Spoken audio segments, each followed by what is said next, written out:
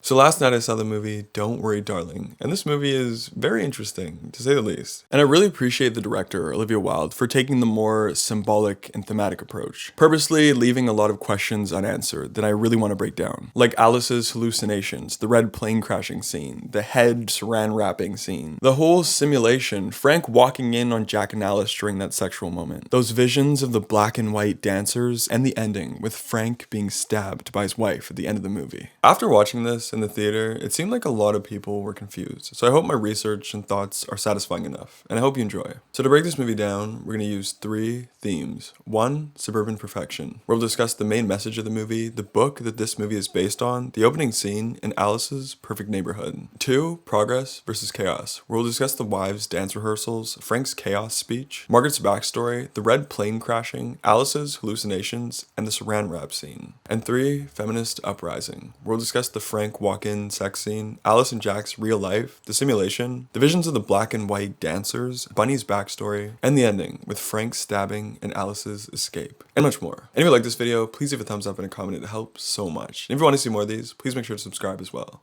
Let's get started.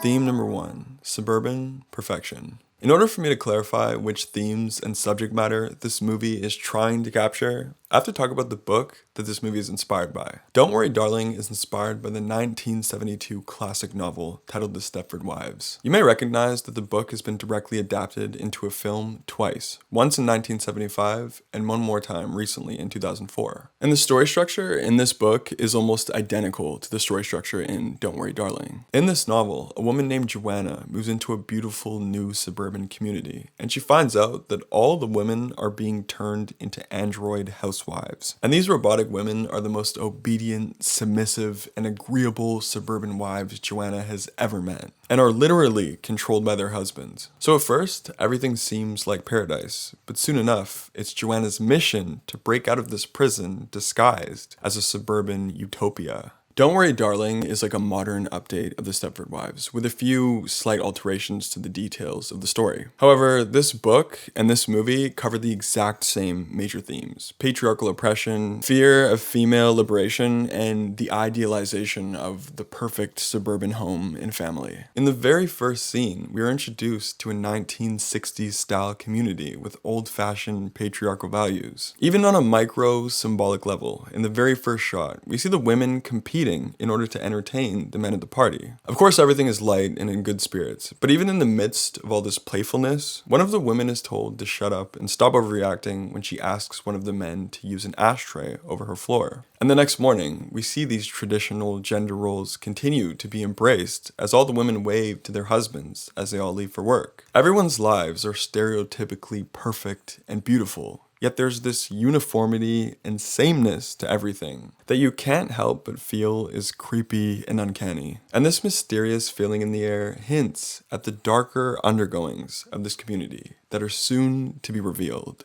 Theme number 2, progress versus chaos.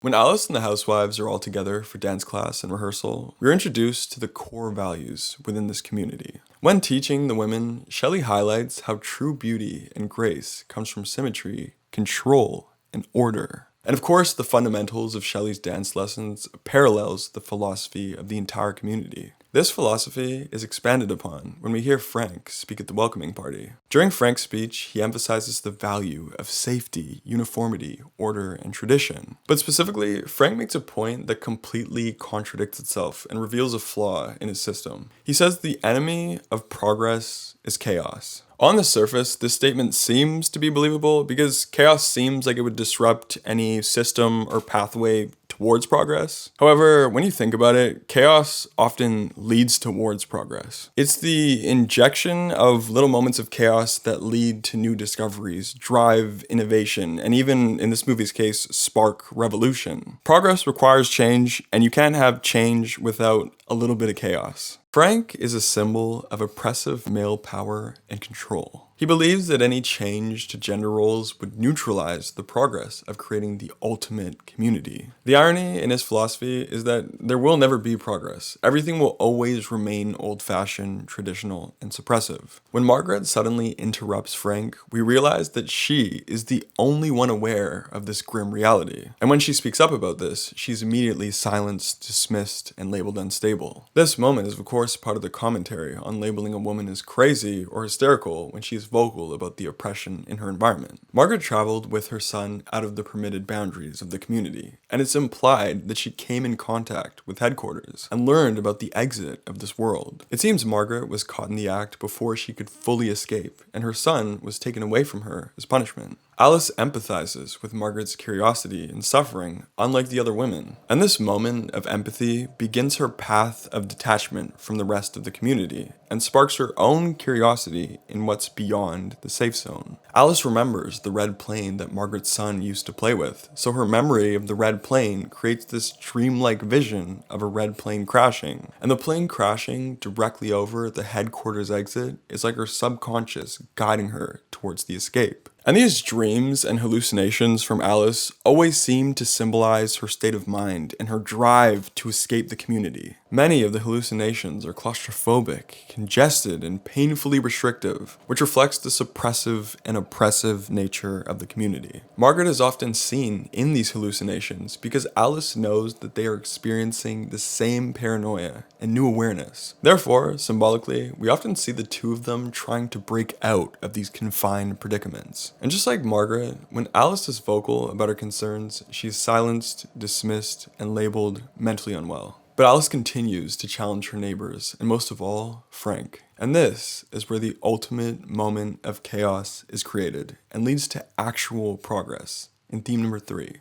feminist uprising. Throughout the final third of the film, we see Alice and Frank war against one another as they try to convince the community what they need to realize and what they should believe. And I think the reason why we see Frank silently walk in and out on Alice and Jack during that sexual moment was to make Alice more unsure of whether she can depend on her own judgment and perception of reality. Frank is always manipulating the people in this community. We as the audience, and Alice, can never truly tell whether Alice was simply having a moment of paranoia or Frank actually walked into the room. Frank's ultimate move to gain Jack's loyalty was to give him a promotion to the senior executive board. So when Alice retaliates, Jack complies with the community in having her mind adjusted. And essentially, in this hospital, I think the best way to describe this moment is she's being rebooted. Like, she's being reset to remove her awareness of the bigger picture. And at this moment, we realize how this entire world works. Basically, in the real world, Jack is unemployed and Alice works back-to-back shifts. Alice is exhausted and Jack wants a career. So Jack decides to enter into this program that he was researching while Alice was at work. It's a simulation where you inhabit an avatar that fulfills your most ideal self. In the simulation, Jack has fuller hair, clearer skin, a better posture, and a British accent. And in this world, Alice and Jack get to live a stereotypically perfect life where Alice doesn't have to work anymore, and Jack finally has a career. However, Alice was put into this simulation without any consent or awareness. And it looks like the black and white visuals of the dancers was in a projection that was part of the initial hypnosis process to enter into this simulated world. You can see the projection above them in reality in the bed when they are being simulated. And this explains why she sees these black and white dancers every time she suspects that this world isn't real. It's as if she's quickly waking up in the bed for just a moment and seeing what's above her in the real world. And we soon learn that many of the other inhabitants have entered the simulation to escape their real lives as well. Bunny always knew she was in the simulation and preferred this life over the real one. It's hinted at that she's lost her children or lost a child and seems to have entered this world to have them back. And this very well explains why she and Bill were so intensely loyal to Frank.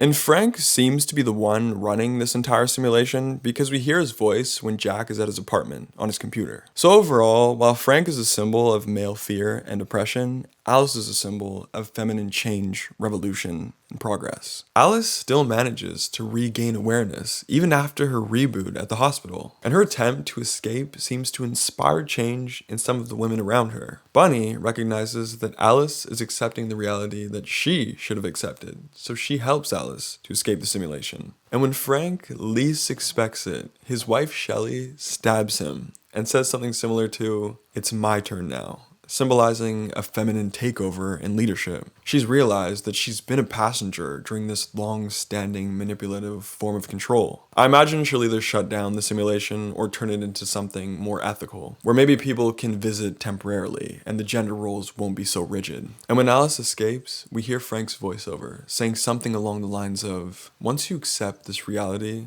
you can let go." Alice has most certainly escaped and recaptured her career and independence. Alice has completely flipped Frank's philosophy upside down, where we and she can use his same words to address the shortcomings of our reality, let go of outside expectations, and make change for the better of the future. Alright, that's my analysis. Subscribe for weekly videos and please send me recommendations. And please let me know your thoughts and ideas around Don't Worry Darling, because there's so much about this movie to talk about. I hope to see you again and thank you so much for watching. See you later.